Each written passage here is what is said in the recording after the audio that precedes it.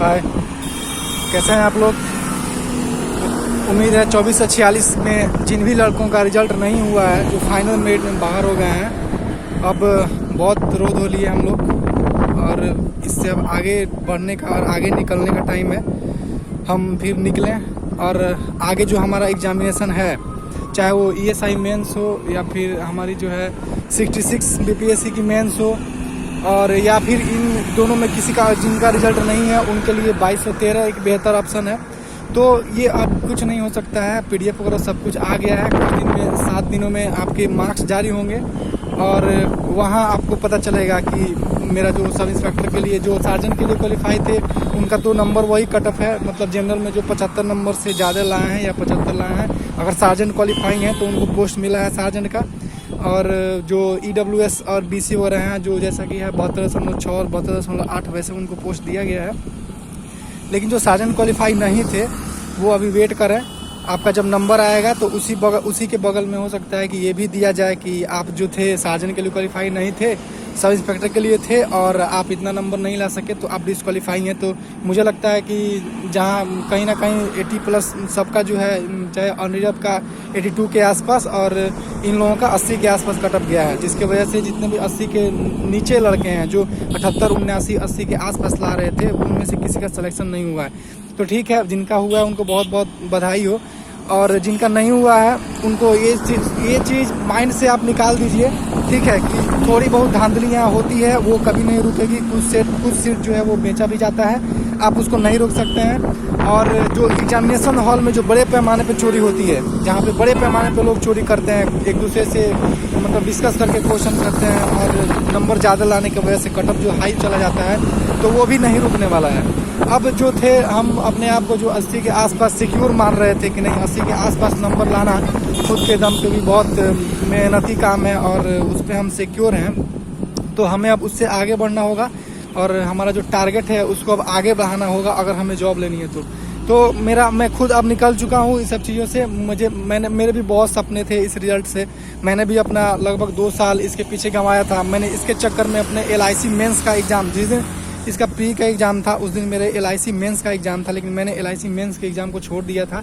मुझे विश्वास था कि मैं इस एग्ज़ाम को निकाल लूँगा, लेकिन फाइनल मेरिट में मैं बाहर हो गया और मेरे नंबर 78.4 से 80.6 के बीच में आ रहे थे। जो भी हो, वो जो 2 डाउटफुल क्वेश्चन वगैरह थे, शायद उसमें से 1-2 क्वेश्चन गलत हुए होंगे, डाउटफुल क्वेश्चन जो थे, और मतलब 80 के पार में नहीं जा पाया शायद, इसी वजह से मेरा रिजल्ट नहीं हुआ है।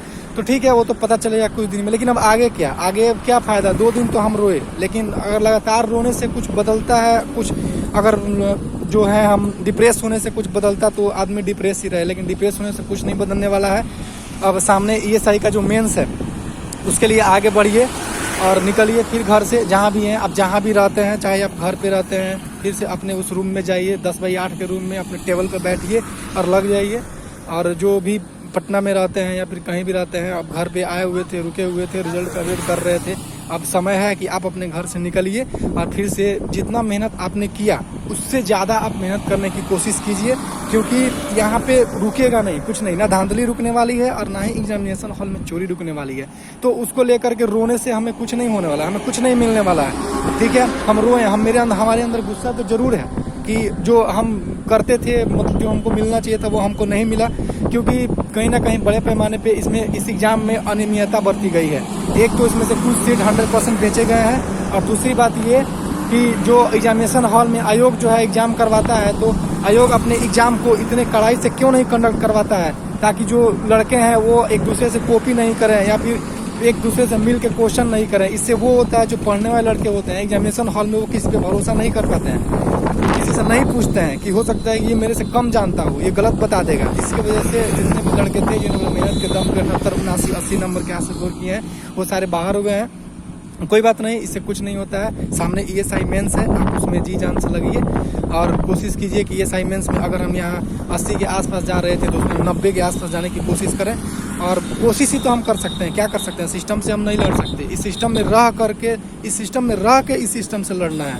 तो अब ऑल द बेस्ट उनके लिए जिनका ESI मेंस है। मेरा भी ESI का मेंस भी होना है और BPSC 66वीं का मेंस भी होना है, लेकिन BPSC 66वीं मेंस पे कोई भी फोकस नहीं कर सका है जिसका किसमें रिजल्ट हुआ था।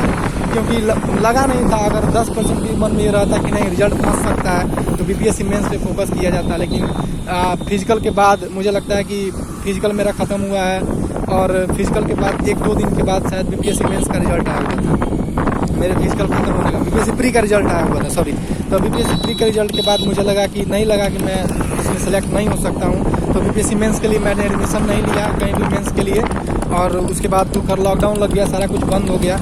और अभी अगर बीपीएससी जो 1-1.5 महीना में मेंस लेती है तो सबको पता है कि 1.5 महीने में मेंस की तैयारी नहीं किया जा सकता है।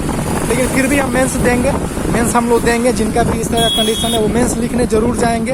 हमें जो भी नंबर आए, हम नहीं पास करेंगे वो अलग बात है, लेकिन हम मेंस देंगे, ठीक है। वो हमारा एक जो हिम्मत है उसको बढ़ाएगा। और ईएसआई मेंस, इसमें आप जिनका भी रिजल्ट हुआ है जी जान से ईएसआई मेंस में लग जाइए। और 2213 में भी जी जान से लगी। और जिनका ईएसआई मेंस नहीं हुआ है वो अभी से ही 2213 को टारगेट करें और अपना 100% देने की कोशिश करें, क्योंकि हम सिर्फ कर्म कर सकते हैं, ठीक है। फल अगर हमें नहीं मिला तो बहुत सारी वजहें हैं, ठीक है। इसलिए हमें शायद नहीं मिला, हम और बेहतर कर सकते थे।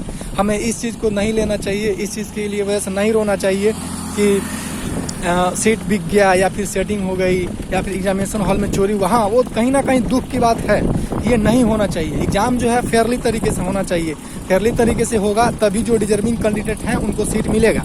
लेकिन नहीं हो रहा है तो इसी में हमको लड़ना है। अब हमको ये सब माइंड से निकाल देना है और हमें सिक्योर करना है 85+ नंबर।